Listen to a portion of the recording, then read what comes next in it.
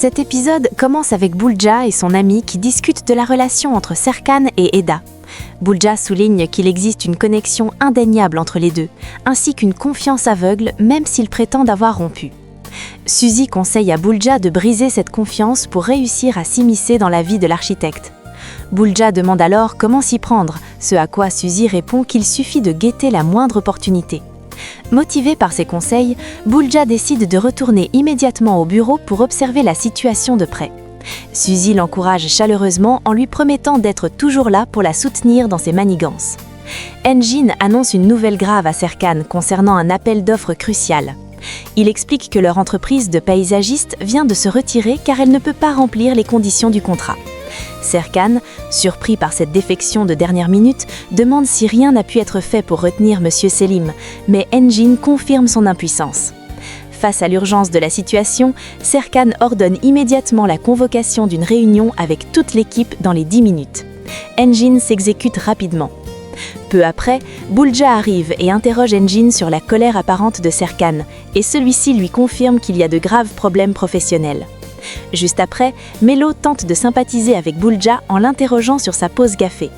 Bulja se montre réceptive mais hypocrite, au point de proposer à Melo de l'emmener dans un bel endroit un jour. Melo, jouant son jeu, accepte l'idée d'un café futur pour clore la discussion. Cependant, une fois Bulja éloigné, Melo exprime son profond dégoût à voix basse. Elle va avouer à Eda qu'elle ne supporte absolument pas la nouvelle employée. Eifer et Fifi reçoivent un deuxième colis. Eifer refuse de l'ouvrir, craignant une nouvelle intrusion de sa mère, mais Fifi suggère qu'il s'agit plutôt du présent du chef Alexander cette fois. Eifer refuse d'y toucher, encore agacé par les récentes tensions. Finalement, Eifer cède, Fifi ouvre la boîte et découvre un couteau de cuisine professionnel de grande qualité, accompagné d'un mot encourageant. Eifer est impressionné par la beauté de l'objet et demande à Fifi de lui apporter la boîte envoyée précédemment par sa mère. Dehors, Aidan s'inquiète du silence du chef Alexander, se demandant s'il a bloqué leurs appels après les nombreuses sollicitations de la veille. Seifi tente de la rassurer en expliquant qu'un chef de sa renommée est forcément très occupé, avec Serkan ou en cuisine. Aidan insiste sur le fait qu'il y a une attirance évidente entre Alexander et Eifer. Seifi lui dit qu'ils n'ont pas de plan et doivent donc partir, mais Aidan insiste et dit que pour ne pas perdre la face devant Eifer, elle propose de mentir légèrement en prétendant qu'un accord a déjà été conclu pour l'association avec le chef Alexander. Elle qualifie ce mensonge de euphémisme. Seifi finit par accepter le plan d'Aidan. Il décide de forcer le destin pour que le chef finisse par céder. Pendant ce temps, Eifer est en train de tester son nouveau couteau de cuisine sur le cadeau envoyé par sa mère. Fifi est pétrifiée de peur en voyant Eifer manipuler l'objet avec une telle énergie et suggère de ralentir. Eifer répond avec un brin de folie dans la voix que non, tout va bien, ce qui n'augure rien de bon. Puis on sonne à la porte. Eifer va ouvrir, le couteau à la main. En voyant le couteau, Seifi et Aidan sont choqués. Eifer les accueille avec une politesse glaciale. Seifi suggère de revenir plus tard, mais Aidan refuse de reculer malgré l'ambiance électrique. Serkan motive ses troupes en expliquant l'importance de remporter l'appel d'offres malgré le départ de leur partenaire. Il insiste sur la nécessité de ne commettre aucune erreur et de trouver la meilleure entreprise de remplacement en un temps record. Eda se propose pour chercher des options grâce à ses contacts dans le milieu, tandis que Peril souligne que le délai de 48 heures est extrêmement court. Serkan répartit les tâches. Eda s'occupe de trouver une autre entreprise, Bulja s'occupe de la presse, Engin et Ferit révisent les conditions techniques et Seren doit constituer un dossier solide. Malgré le stress ambiant, Serkan réaffirme sa confiance en son équipe et surtout en Eda pour sauver le projet. Aidan et Seifi s'introduisent chez Eifer sous prétexte de discuter d'un projet caritatif impliquant le chef Alexander. Eifer décline d'abord l'invitation, prétextant un manque de temps et sa volonté de ne plus fréquenter les bolates. Aidan insiste lourdement en soulignant que ce serait une bonne occasion de rencontrer le chef en personne et comme ça, de se rapprocher de lui. Mais Fifi révèle qu'Eifer est déjà proche du chef étant donné que le chef lui a envoyé un couteau de cuisine de haute qualité. Aidan insiste encore. Eifer finit par s'énerver et demande à Aidan de s'éloigner d'elle et de sa famille définitivement. Malgré les tentatives de séduction d'Aidan qui vante son cœur d'or, Eifer reste ferme et s'en va. Fifi les raccompagne à la porte. Seifi déplore qu'elle n'ait pas signé l'accord, tandis qu'Aidan s'enfuit avant d'être jeté dehors par la fenêtre. Puril exprime son inquiétude face au comportement nerveux de Serkan, mais Engin tente de détourner la conversation vers leur vie privée. Il propose d'organiser une rencontre entre leurs familles respectives pour officialiser les choses. Puril réagit très mal, s'emportant contre lui car elle estime que ce n'est absolument pas le moment de parler de mariage en pleine crise professionnelle. Elle lui reproche de ne pas l'aider et de rester jouer aux familles pendant qu'elle gère les problèmes seule, puis s'en va. Engin, dépité par cette réaction brutale, se demande s'il ne va pas devenir fou à cause du tempérament difficile de sa compagne sur le long terme. Pendant ce temps, Melo retrouve Bulja près de la machine à café et tente d'engager la conversation sur un ton condescendant. Elle lui propose de discuter d'expériences amoureuses entre filles, prétendant en savoir beaucoup sur le sujet. Bulja, qui sent le piège, répond avec ironie qu'elle aussi a de l'expérience. Les deux femmes se lancent des piques sur leur professionnalisme, chacune essayant de marquer son territoire au sein de l'entreprise. Melo essaie ensuite de piquer Bulja sur son prétendu manque de travail, ce à quoi Bulja réplique en lui donnant sa tasse de café et l'avertissant de ne pas se brûler. La tension est palpable lorsque Bulja finit par s'en aller, laissant Melo seul. L'ambiance au bureau est pesante car Serkan vient d'annoncer que l'équipe va devoir travailler toute la nuit pour finaliser l'appel d'offres. Serkan propose alors de déplacer la séance de travail dans un endroit plus chaleureux et confortable pour remotiver tout le monde. Engin demande le lieu. Serkan dit qu'il va les tenir informés. Eda dit avec sarcasme que Serkan essaye encore une fois d'attirer tout le groupe chez lui. Serkan les demande de répéter sa remarque, mais Eda préfère se taire pour éviter une dispute inutile. Engin dit avec ironie qu'il faut fuir. Plus tard en soirée, Aifer exprime son immense fatigue face aux problèmes cumulés de la fleuriste et de sa maison, affirmant qu'elle ne supporte plus la présence constante de la famille Bolat et quitte la pièce. Melo remarque sa colère noire et interroge Fifi, qui explique que tout vient d'un appel et d'un cadeau d'anniversaire de la mère d'Aifer. Fifi suggère alors qu'il vaut mieux cacher cet énervement à Eda pour ne pas l'inquiéter davantage. Melo accepte mais rappelle qu'elles doivent rester vigilantes concernant Bulja. Elle avoue à Fifi qu'elle enquête sur l'emploi du temps suspect de la nouvelle employée, soupçonnant un secret ou un petit ami caché. Fifi lui demande alors de ne pas lâcher l'affaire. Melo la rassure. Au même moment, chez Serkan, toute l'équipe d'Artlife travaille d'arrache-pied.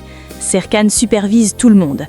Puis, sous les regards de Bulja, il se rapproche d'Eda pour faire le point sur la sélection des entreprises pour leurs projets. Serkan remet en question certains choix d'Eda qui assure qu'elle trouvera la meilleure option possible.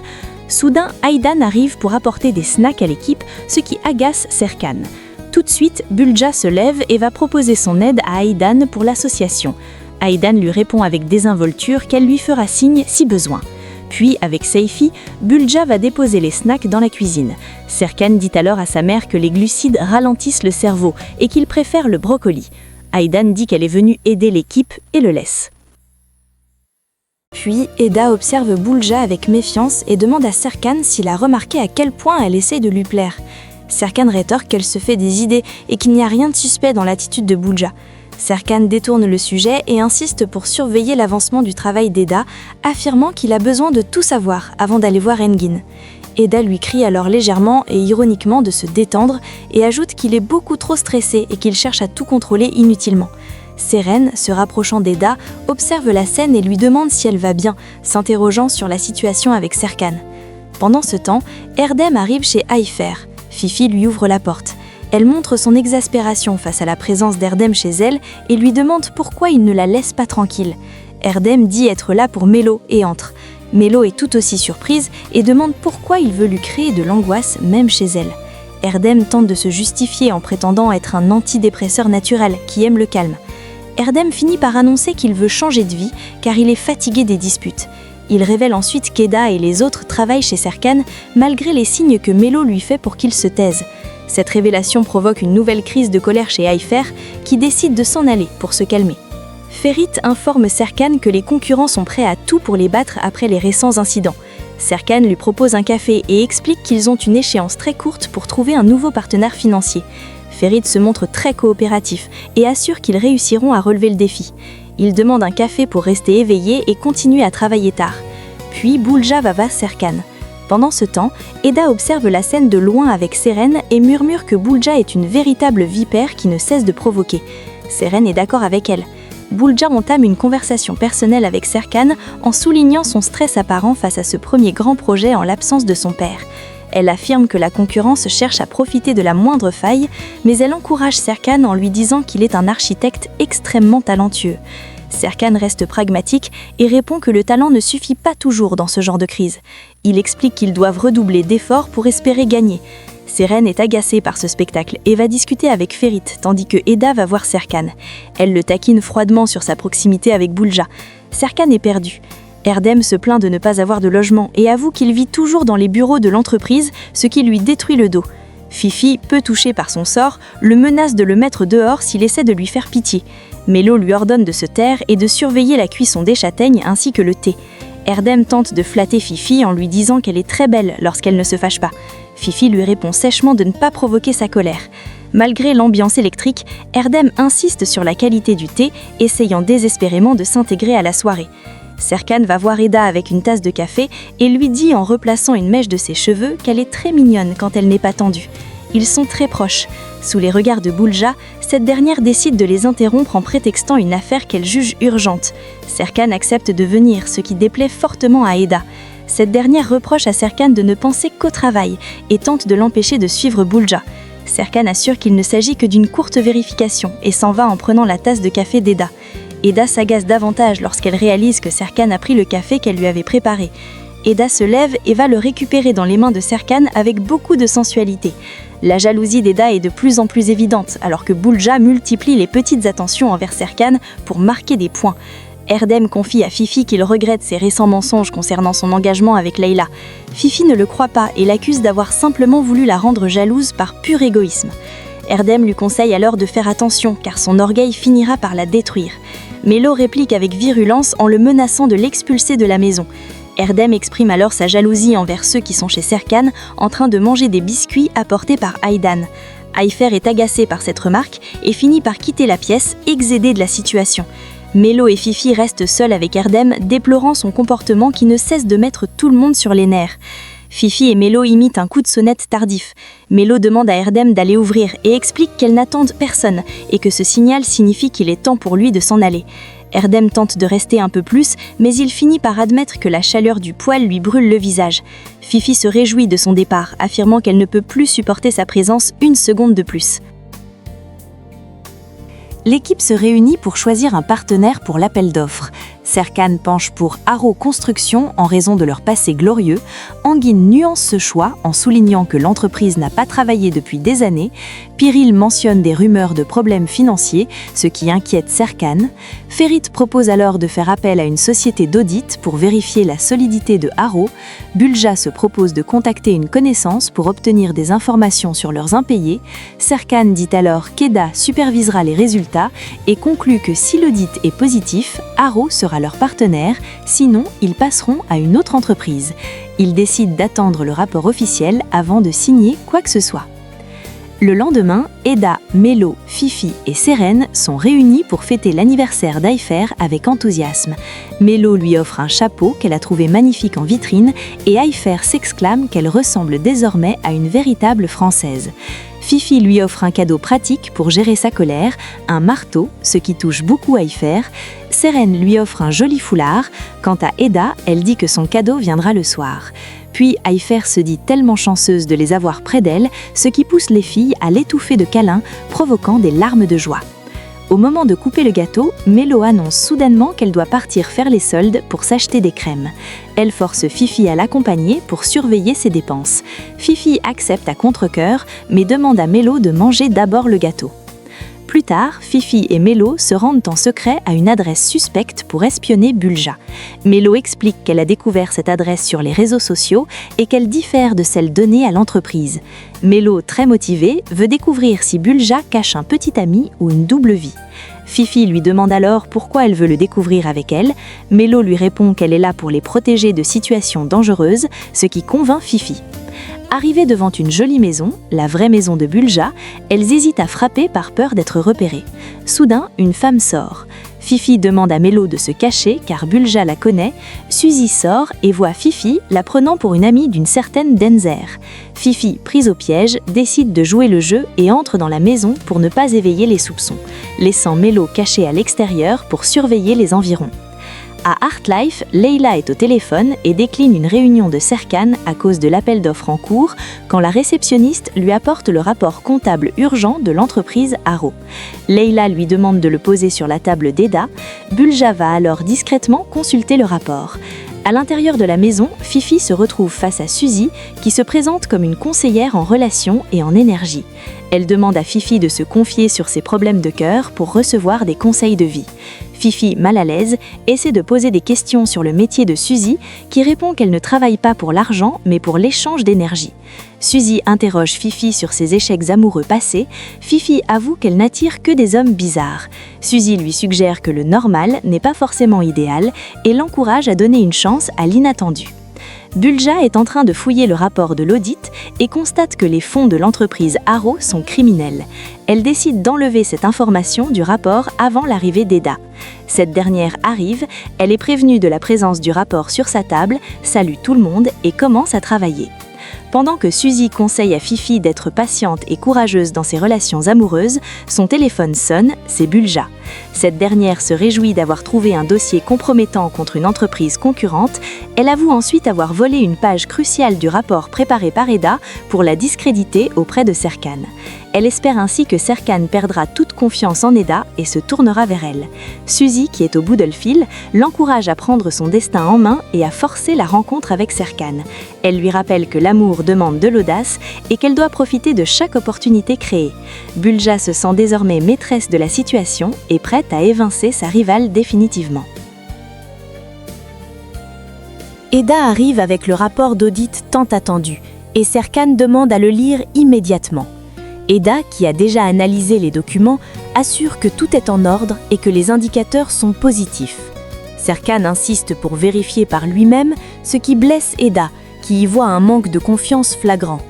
Serkan se justifie en disant que les enjeux sont trop importants pour faire l'impasse sur une lecture attentive. Eda dépose les documents en affirmant que son attitude ne changera jamais. Serkan finit par céder en disant que si elle confirme que tout est bon, il lui fait confiance. Il dit alors qu'il va dire à Ferit qu'ils ont un nouveau partenaire. Eda s'en va heureuse. Mélo et Fifi discutent de ce qu'elles ont découvert chez la conseillère. Fifi explique que la femme donne des conseils en amour et en séduction et qu'elle guide probablement Bulja dans ses tentatives pour conquérir Serkan. Fifi ajoute que la femme avait un magazine avec la photo de Serkan sur sa table, ce qui confirme leurs soupçons. Fifi dit alors qu'il faut prévenir Eda, mais Mélo regrette de ne pas avoir pu lui poser de questions, car elle aurait bien eu besoin de conseils pour sa propre vie amoureuse. Fifi appelle Eda en urgence pour la prévenir que Bulja suit un plan de séduction orchestré par une professionnelle pour s'emparer de Serkan. Bulja va voir Serkan et ce dernier lui annonce que la candidature pour l'appel d'offres a été officiellement envoyée, ce qui soulage l'équipe. Bulja s'étonne qu'Eda ait lu seul le rapport final, mais Serkan défend les capacités d'Eda. Bulja en change ensuite de sujet et rappelle à Serkan qu'ils ont une interview prévue. Elle propose de la réaliser dans un lieu extérieur magnifique pour obtenir de meilleures photos. Serkan semble séduit par l'idée et examine les propositions de Bulja avec elle à ses côtés. Eda observe la scène avec nervosité, sentant que Bulja essaie encore une fois de s'isoler avec Serkan sous un prétexte professionnel.